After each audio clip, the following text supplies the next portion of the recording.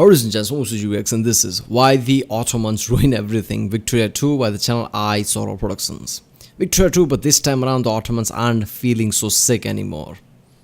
Okay, so obviously Victoria 2, so this is like a, late 19th century type of game, and obviously Ottomans weren't that strong around that time, but I guess in this game that's not going to be the case. So yeah, I like Victoria 2 because obviously people told me that there is more complexity to it rather than just being a Victorian time Hearts of Iron or something like that. But to me, when I see people play like ISP and basically Boken 1, it kind of feels similar like that.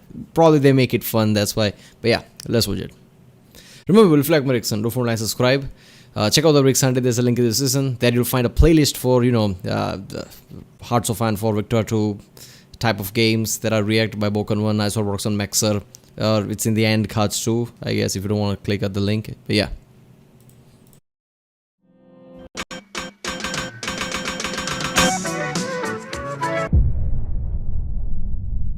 Oh look, it's this game again. Wait, what game was it called again? Oh, it's that game. Oh, the one that's never gonna get a sequel. Hey guys, welcome back to Steamboat Tycoon 2011, and how are you all doing today? Jeez, it's so good to hit. Oh wait, I say this is a pre-recorded video and I can't hear anything that you're saying. Sorry guys. Make sure to hit the subscribe and like button if you like Steamboat. Now, I thought I wasn't going to be ready for Austria, but I am definitely not ready for this one. If I know anything about the Ottoman history, it just seems to be a perpetual cycle of everything being on fire, nothing going well, and oh my god, the Balkans are free! I'm sure it'll be fine though. So for every start we've done in Victoria 2 has just been preparation for what's going to be happening as the Ottomans, because everything in the world is going to try to end us. On top of that, the Ottomans themselves are also trying to take themselves out, so we really don't have any allies here. Except Egypt. They'd never leave me. That's why I'm just going to borrow their troops and wear them down so that if they ever did revolt against me, they...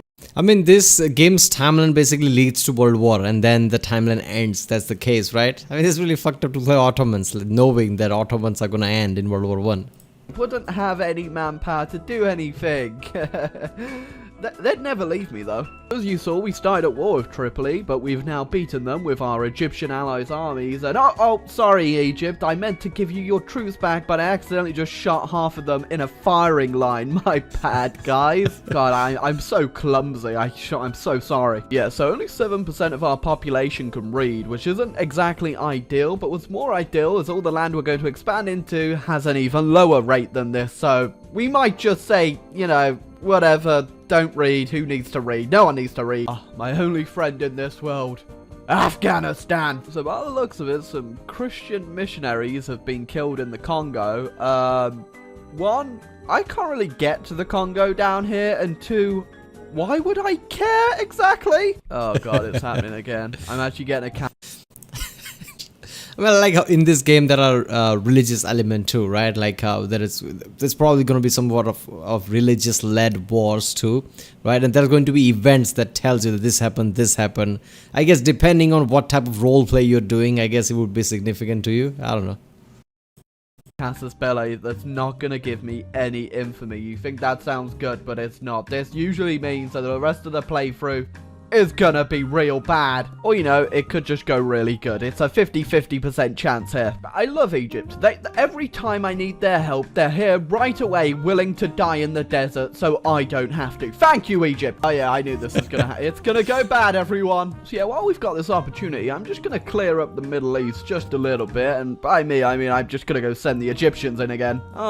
Well, I wasn't really expecting that one. So already the Ottoman Empire's not looking too sick anymore, but I have a feeling that treachery is afoot. Oh, the greatest anime betrayal of our lifetime. Egypt?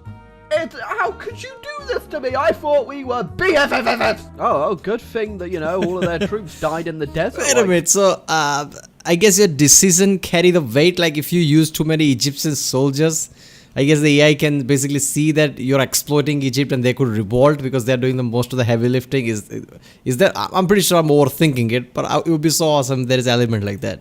5 years ago, or else this would be a really hard war to fight. So the game wants you to do the scripted surrender, but I really just don't want to. So on we go. See, now the Egyptians are saying they want to become our puppet, but before we do that, let's get a little bit more land. There you go, much better. Now we get Syria and we get them as our puppet, and on top of that, they're now our best friend again. You know, I just had to point a gun at them for them to change their mind. Now, I'm pretty sure this event usually takes a while to fire, but we got it pretty early on here, which means, yep, Egypt's gone. I just ate my best friend.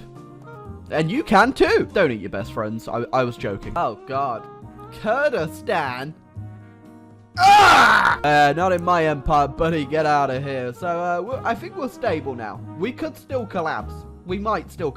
There's a possibility that we might collapse at any point. You see, you take out Kurdistan and out of nowhere, you're considered a great power again. I really wish I could go in and just snipe Hungary right now, but it's way too much in for me, and on top of that... I mean, yeah, if you're gonna be hardcore about it and just basically screw Egypt over, right? And become, you know, just expand your land this fast. Yeah, you're a great power. They'd probably be eaten by Austria before I could do anything. The Hungary Kingdom would climb up past they are backwards and would be easy prey. Okay, yeah, I'll take them. Oh.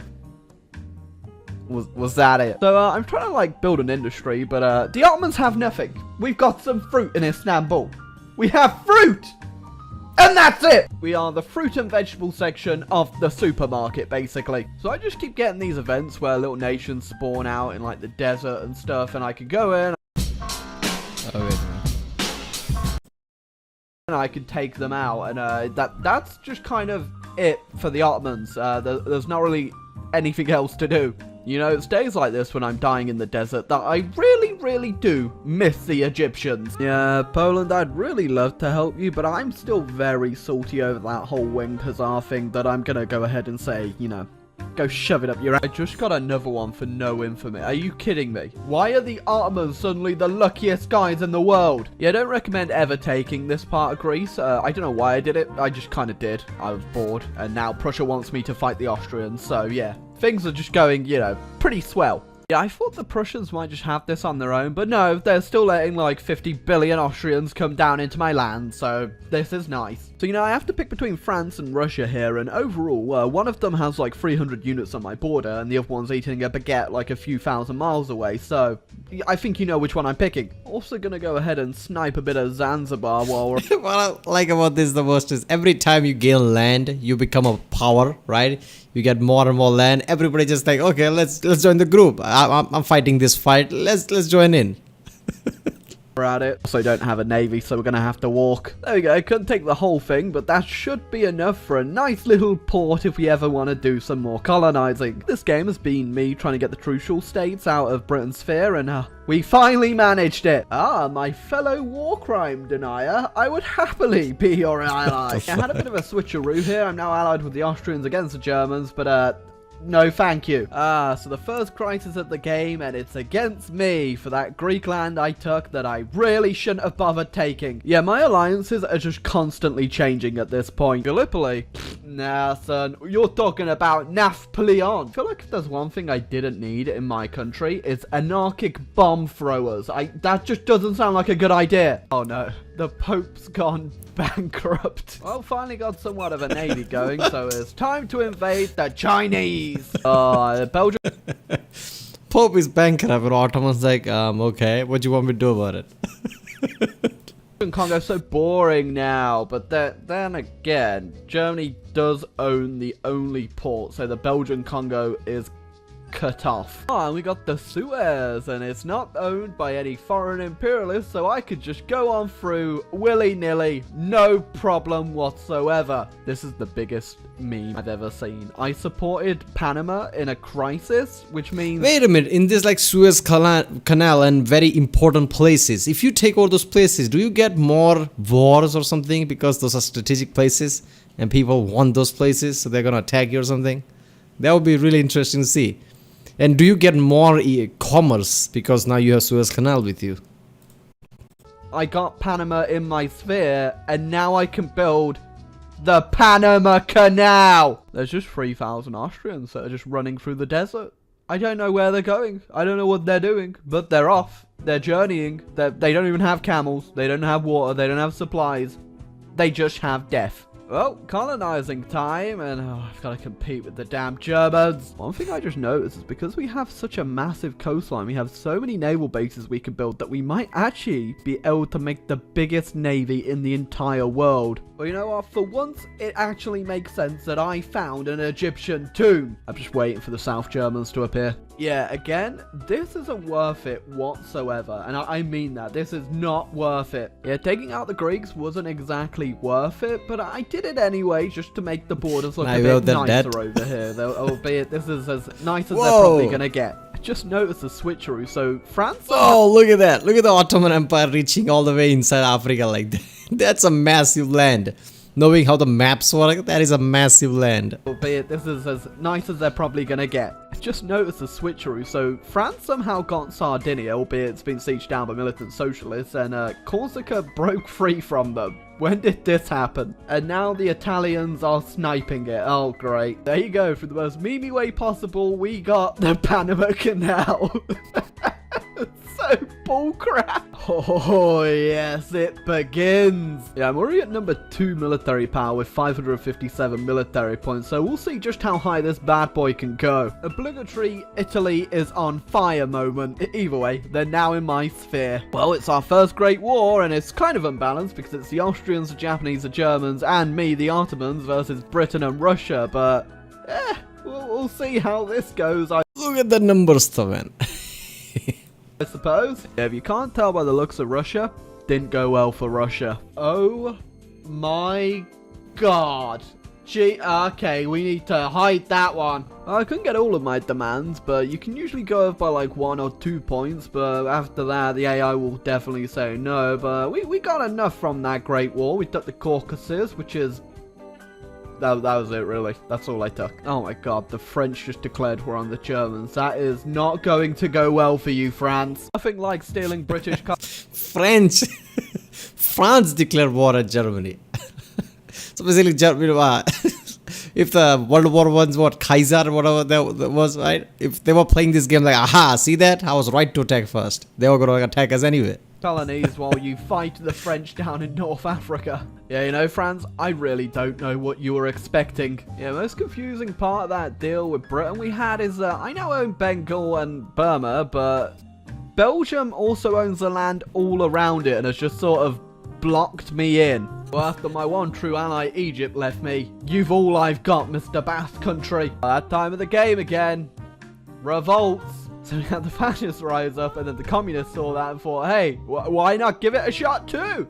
Oh god, I guess I'll help you, Serbia. This is the most pathetic Great War I've ever seen. It's the Austrians and the Dutch together. That is a great war. This is apparently a great war. Yeah, may or may not. Second together. Great war. That is a great war. This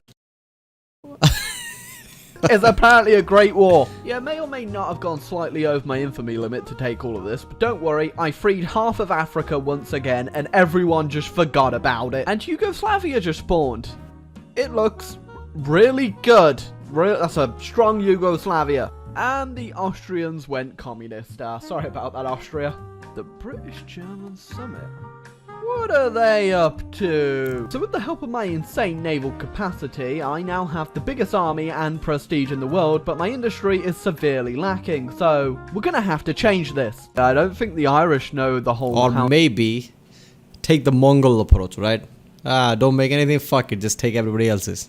Just conquer, conquer, and conquer. To invade Britain Strax, they just sort of went in. You know, unlike me, who is a seasoned veteran at killing hundreds of thousands of British people, whilst wearing a fez.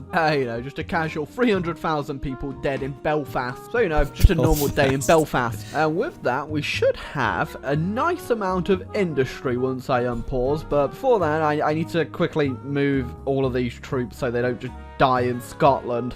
Wait a second, at some point Russia retook Ukraine. And they've gone fascist. This is too close to the real world. Well, the industry... this is not appropriate time to watch that hurt, right? Industry's almost there, but we're still not quite number 1. I think we might have to do something a bit drastic here. Yeah, sorry about it, Joni, but I can't not be number 1. You know, just a casual war where hundreds of thousands of people died, and now we are number one in everything, albeit on the backs of others. We just built a really big navy and a really big army. We did literally nothing else to deserve that spot. But yeah, anyway, I hope you enjoyed this video. I hope you leave a like, hit the subscribe button. We've only got a couple more nations left in Victoria 2 for us to actually play and go through now. I might do a few others on a few different mods at some point, but... Alright, seriously though. I mean, military understandable, right? I mean, military power, sure. But industry, it's not that easy, right? You need to have technology and science behind you if you want to be number one industry, number one in economy like that.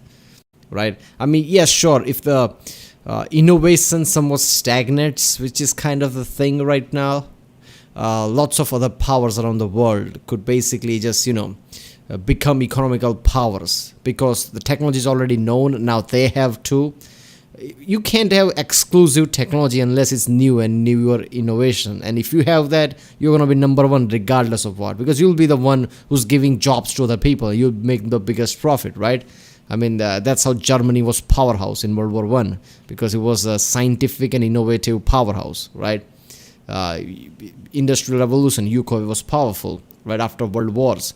US became powerful, and also after World Wars, it founded lots of scientific fields and innovations, right? Even today, look at all the IT thing, right? Apple, Microsoft, YouTube, Google, everything's from US. So you can't just become number one industry power unless you make innovations. But yeah, right, well, that was why the Ottomans ruined everything. I love this game, Victoria 2. This is really fun. Victoria 2 by the channel iSorrowproductions. If you like my reaction, don't forget to subscribe. Check out the playlist I created for this. I guess it's in the end card. Maybe in the description too, I'll put it there. But yeah, I'll see you next time.